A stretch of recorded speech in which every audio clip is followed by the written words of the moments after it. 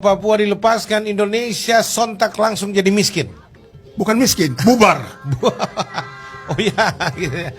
Dan itu akan memberi peluang kepada Aceh, memberi peluang pada Maluku, memberikan peluang pada Kalimantan, Oke.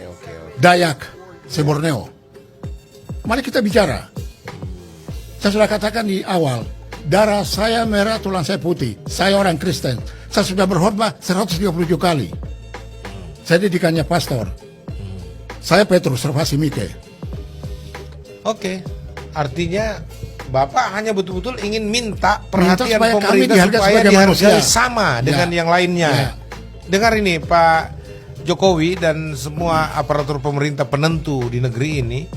Kita bicara ini bukan memprovokasi untuk disintegrasi. Kami anti. Tidak. Kami cinta Indonesia dan kami mau supaya kesatuan Indonesia tetap terjaga, dan kami mau supaya seluruh orang Indonesia harkat dan martabatnya dihargai sama. Yes. Terutama juga orang-orang Papua yang notabene alamnya telah menyumbangsikan begitu besar kekayaan alamnya untuk rakyat Indonesia keseluruhan. Istilahnya sumber kehidupan datang dari Papua. Tapi kok orang Papua nggak dihargai haknya sama dengan Indonesia yang lainnya, bahkan dicurigai kualitas SDM-nya nggak mampu lah dan sebagainya. Itu saya pernah dengar sendiri langsung, dan alasan-alasan fisik yang lainnya dan seterusnya itu rasis. Saya mau katakan kita justru berdosa terhadap orang Papua.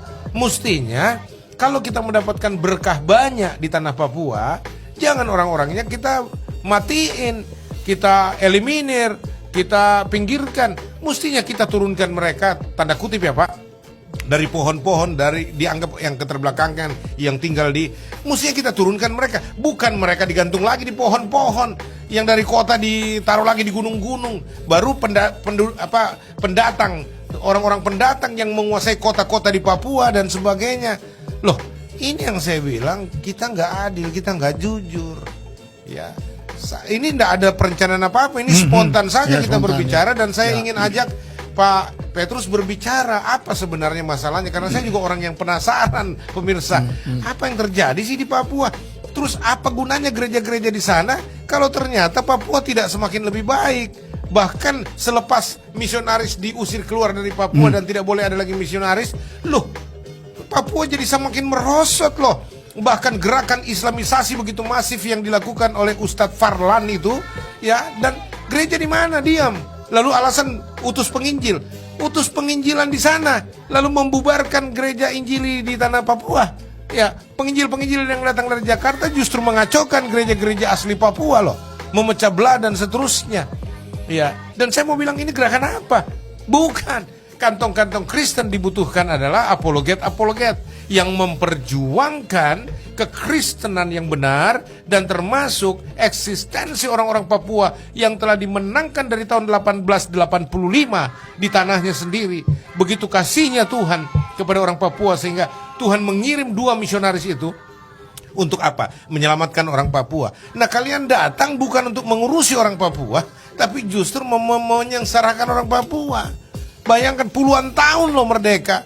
Nanti Pak Jokowi baru menunjukkan perhatiannya. Walaupun saya tahu itu belum cukup Pak, ya, tapi paling tidak Pak Jokowi itu menunjukkan 14 kali datang ke Papua untuk berbicara mengusahakan peningkatan kesejahteraan Papua. Walaupun protesnya orang Papua, yang satu kurang dari Pak Jokowi. Kenapa Pak Jokowi membiarkan daerah itu tetap menjadi daerah operasi militer dan pengerahan tentara berlebihan dianggap oleh orang Papua? Padahal menurut orang Papua daerahnya aman-aman aja, nggak ada masalah kok, dan orang-orang bebas. Dan saya tahu juga pendatang-pendatang di Papua juga nggak merasa terancam. Ya, sampai ada ya penciptaan dari istilah-istilah KKM lah, dulu OPM lah dan sebagainya. KKB. Nah, sekarang ditingkatkan KKB itu jadi teroris.